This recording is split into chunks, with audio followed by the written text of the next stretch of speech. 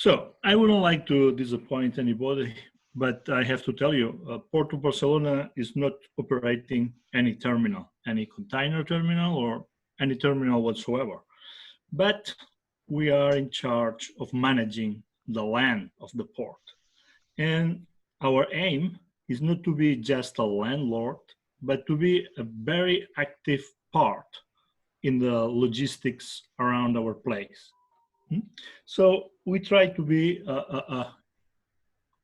ahead of the crowd, or at least in the middle of the crowd, in the commercial activity, knowing what's going on, as well as trying to help our terminals in everything they need to be modern, fast, efficient, and covering the needs of our hinterland. We are a small transshipment port, but a very important hinterland port. So most of our cargo, around 70% of our cargo, is directed right into the economic network of our country. So since we are a public company, one of our obligations, right, is to pave the way for this business to be as efficient as possible. Here on my first slide, I'm sorry, Dinesh, I have 10 minutes. Yes, you do, Louis. Just so you know, we can see your notes page now. My notes? Oh, sorry. This is not what yeah. was supposed to there be. We are on the presentation, yeah. Okay. Now you see the presentation? Mm-hmm. Yes, we can see the presentation now. Okay. Yeah. So you see this kind of a cracked glass, right? Because we try to show up all the questions that are now arising when we are in the middle of this COVID-19, right? This crisis has had a very abrupt eruption, and it broke down all the expectations, all the ideas we had in principle. So this is a paradigmatic shift. And this slide is trying to show that most of our assumptions have been completely disrupted. And then what can we expect from this after COVID-19? We have to know first what's going on, because what's going to be afterwards, we'll see it kind of soon. To show where we were before the crisis, which were our main drivers as port, we have this megatrend group, right? And this is providing us many insights about which were our strategic targets. Environment and energy, looking for a more sustainable energy mix, increase the effect of electric mobility, helping the city to be cleaner, and in the same time trying to keep productivity at its most. We realize that society is changing the behaviors. New things are requested, right? We see people buying more services, buying more Netflix subscription, and buying less hardware, less CDs, for example, right? In the macroeconomical and geopolitical area, we realize about the emerging markets being much more fast and powerful at this moment than the mature markets. Mature markets were kind of slower, and now we'll see how things turn to be. And we take lots of efforts to analyze the supply chains that go through the port. So we were always not afraid, but we were acquainted about this possibility of big disruptions. 2 years ago, we suffered a cyber attack that threatened very much our activity. Thanks to the efforts we made, it was possible to go through with no major problem. But we are well aware of this possibility of disruption, and that's why we had some idea about what to do in front of a big change like the coronavirus has been. We already suffered this kind of disruption. And then on the maritime and ports area, we have been very conscious about the increase in ship size and the increase of the containerization. That's why we believe we need to put more efforts on the container terminals, trying to help them from outside the fence, meaning try to help the activity of the container terminals from the maritime side, making the port easy to access and very friendly for the big vessels, and also being able to evacuate all this cargo, to handle all this cargo in a very fast and reliable manner. There is where automation is very important, and we help this automation possibility by creating, for example, a platform for interchange of electronic data, where all the agents in Barcelona area, and when I say agents, I mean harbor master, customs house, freight forwarders, ship agents, everybody is within the same electronic platform, and this platform is allowing the terminals to communicate in a fast, efficient manner with all the customers. And for the ships, we have already experienced the change on the 2M service, where they went from 2 weekly services to 1, and they changed the size of the vessels, and we are now receiving 23,000 TEU vessels. And the average of the containers operated by the bigger vessels during these 3 last months went from 6,000 to almost 9,000 TEU per call. So a big difference in terms of the amount of containers which are left on the pier when the ship leaves. Make kind of one of these schemas to see how things could evolve, right?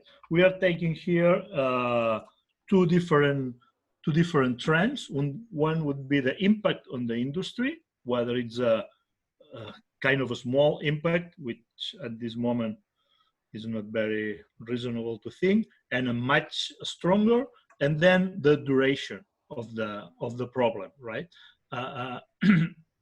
If we are able to have a vaccine, the virus is not mutating, there are no recurrent episodes, even if the impact is strong, we'll have a limited 1 year lost or even a recession.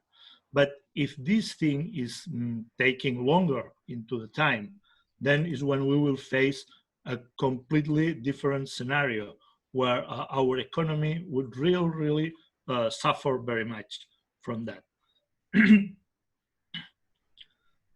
And here we collected some examples of the short-term impacts that the crisis is having on the port, right? First, we have a reduction in traffic and a reduction in revenue. For the port, that's very serious because we need this revenue to keep rendering all the services we do. It's not a matter of getting more money, it's getting the right money to keep this thing running. Then some of the sectors are very strongly affected. In the container side, we are suffering around 25% maximum, but we have other traffics like the vehicles, in which we had an impact of around 85%, or the cruises, which are 0. We have to take that into consideration and try to find solutions for everybody. In the automation of the terminals, we are not just thinking about the containers. The automation on a cruise terminal is extremely important. You have to see how the luggage of the passengers is moved between the airport and the ships, how the passengers could leave the luggage in the cabin and they find the luggage in the carousel in North America, for example, right? Or in Singapore. This is a complicated logistics chain to keep working. Financially, we tried to make a strong statement from the very first moment. We reduced the maximum rates to charge for occupation of the terminals, and we introduced a flat rate for the strongest part of the episode. So importers, which could not open their warehouses to receive the goods, they could keep the containers in the terminal without suffering from a financial disaster, right? That lasts only for 3 weeks, but it was enough to help the system. Of course, we see that with less ships, we are seeing less pollution, less emission, but some of these environmentalist groups that sometimes complain to us about the ships, they are already asking when the traffic is going to be back, because they realize that the city has a lot of people living on the port traffic as well, right? And also realize that some of the specific traffics are growing, like some agri-food, especially. I see I'm getting short on time.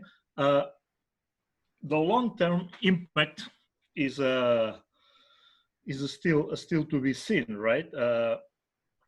We are following up with the industry to see how the consumption is, because of course logistics is depending on that. Some sectors are suffering very much, and they will suffer. We are especially worried about the car sector, which is very important in Spain. We are analyzing what the public sector could do for injecting money into the system. That's going to be complicated, because especially in Spain, the public financing is not very healthy.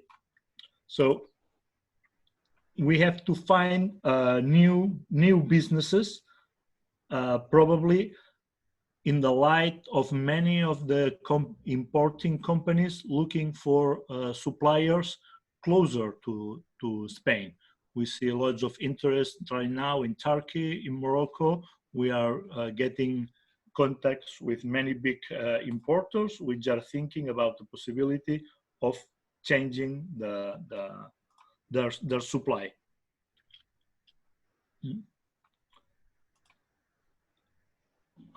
Sorry. Yeah.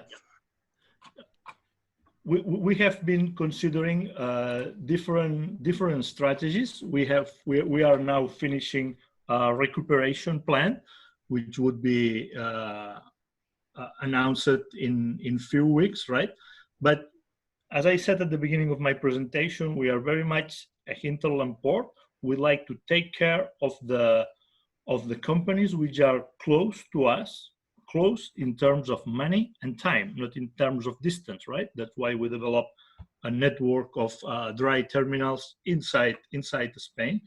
But we realize that is the moment for more cooperation. We are trying to opening the port to foreign companies and any other company willing to do business with Spain to be used as a base. We need to increase our intermodal capacity. And all these things need digitalization and automation. We need to be reliable, and we need to be fast. We have here some of the already working plants, the developments that are here, like the 5G network, which is currently being developed in the port. This is very important for automated machinery to be able to run in the terminal, for self-driving cars to be placed in the compound without an enormous amount of of labor, right? So we keep working on the innovation, and we are trying to be together with our operators to get to this common target. Thank you.